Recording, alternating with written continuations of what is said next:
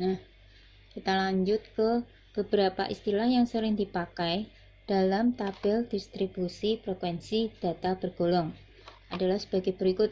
Yang pertama, interval kelas. Tiap-tiap kelompok nilai disebut interval kelas atau disingkat dengan kelas. Tabel 2.4 di muka memuat 6 interval kelas. Jadi ini tabel 2.4. Yang namanya interval kelas itu adalah ini 41 sampai 50, 51 sampai 60 dan seterusnya. Ini ada 1 2 3 4 5 6. Jadi di sini ada 6 interval kelas. Kemudian yang kedua adalah batas kelas. Batas kelas adalah nilai-nilai yang membatasi kelas yang satu dengan yang lain. Pada tabel 24 di muka, batas kelas pertama adalah 41 dan 50. Jadi nilai 41 disebut batas bawah kelas pertama, sedangkan nilai 50 disebut batas atas kelas pertama. Jadi ini namanya kelas pertama, kelas kedua, kelas 3, kelas 4, kelas 5, kelas 6. Nah, pada kelas pertama maka 41 ini dikatakan sebagai batas bawah kelas pertama, sedangkan 50 adalah sebagai batas atas kelas pertama. Kemudian batas nilai kelas yang kedua adalah 51 dan 60. 51 adalah disebut batas bawah kelas kedua. Kemudian 60 ada batas atas kelas kedua. Demikian juga untuk kelas yang lain. Kemudian titik tengah.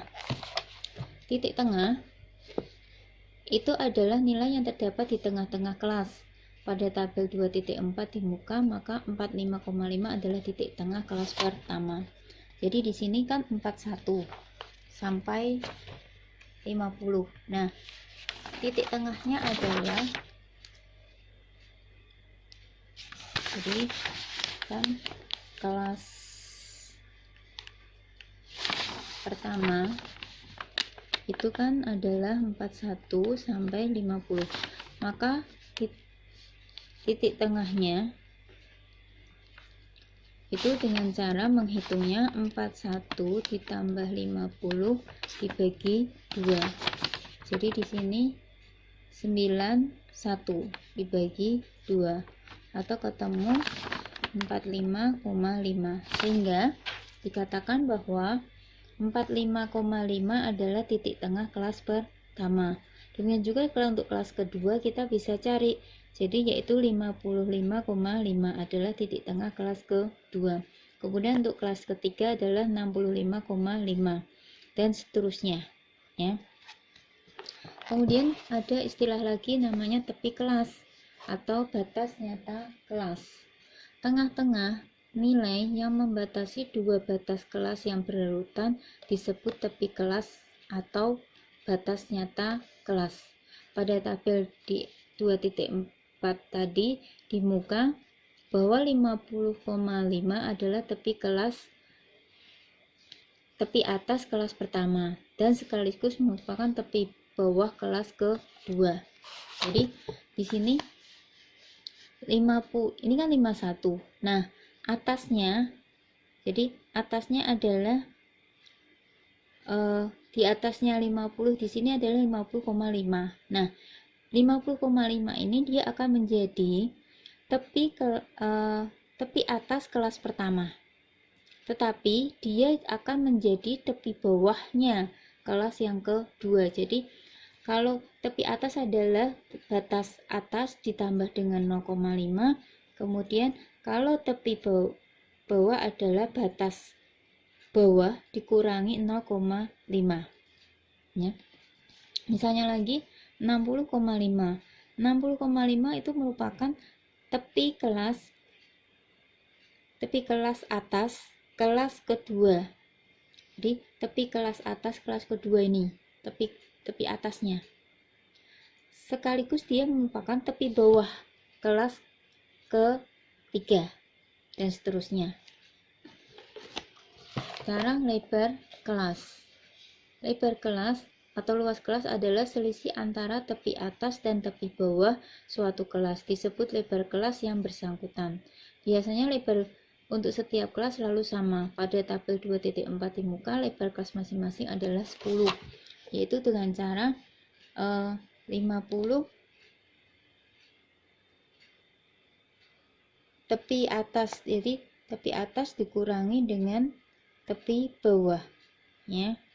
Jadi 50 kurangi dengan 41. Atau kalau dihitung tuh seperti ini. Jadi misalnya kalau cara gampangnya 41 ke 50 berarti kan 41, 42, 43, 44, 45.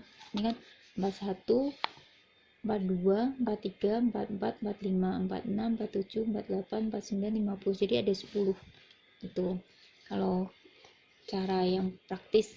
Jadi batas lebar kelasnya adalah 10. Penyusunan data ke dalam tabel distribusi frekuensi data bergolong menguntungkan dalam beberapa hal. Misalnya, terdapat efisiensi tempat dalam menyatakan tabel. Tabel distribusi frekuensi data bergolong juga menguntungkan dalam hal penyajian data. Karena dari tabel tersebut pembaca dapat dengan mudah dan cepat mendapatkan gambaran mengenai urutan dan sebaran data. Namun, demikian, beberapa keterangan yang diperoleh dari data asal menjadi hilang karena penggolongan yang dilakukan. Pada tabel 2.4 misalnya, kita tidak mengetahui dengan pasti berapa banyaknya siswa yang memperoleh nilai 55. Karena di sini 55 ada di sini 51 sampai 60. Pokoknya yang bernilai 51 sampai 60 itu ada 14 siswa. Jadi yang nilainya 55 di sini berapa siswa kita nggak tahu. Ya. Yang kita ketahui hanyalah bahwa ada 14 siswa yang memperoleh nilai 55. Yang memperoleh nilai antara 51 dan 60. Termasuk di sini 51 dan 60 sendiri.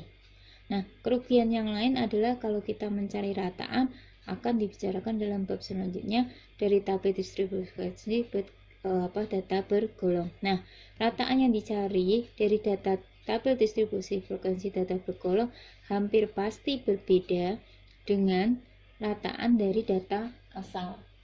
Bahkan ada beberapa pendapat yang mengatakan bahwa mencari rataan dengan terlebih dahulu menggolongkan data dalam tabel data bergolong itu adalah salah. Nah, sekarang banyaknya kelas ya. Tidak ada pedoman baku yang mutlak harus diikuti dalam menentukan banyaknya kelas pada tabel distribusi frekuensi bergolong dari data asal. Penentuan banyaknya kelas dari suatu distribusi bergantung pada ciri-ciri data asalnya dan tujuan penggunaan data itu sendiri sesudah digolongkan ke dalam kelas-kelas tertentu. Namun demikian disarankan agar banyaknya kelas tidak terlalu besar dan tidak terlalu kecil. Pada umumnya banyaknya kelas berkisar antara 5 sampai dengan 8. Jadi nggak kecil misalnya 2 atau nggak besar misalnya katakanlah 15 atau 20 gitu. Sebenarnya ada pedoman penentuan banyaknya kelas, misalnya yang digunakan oleh Staggs yang disebut sebagai rumus Staggs. Namun demikian rumus tersebut tidak praktis, terutama jika banyaknya data sangat besar atau sangat kecil. Oleh karena itu rumus Staggs itu pada praktiknya sangat jarang dipakai.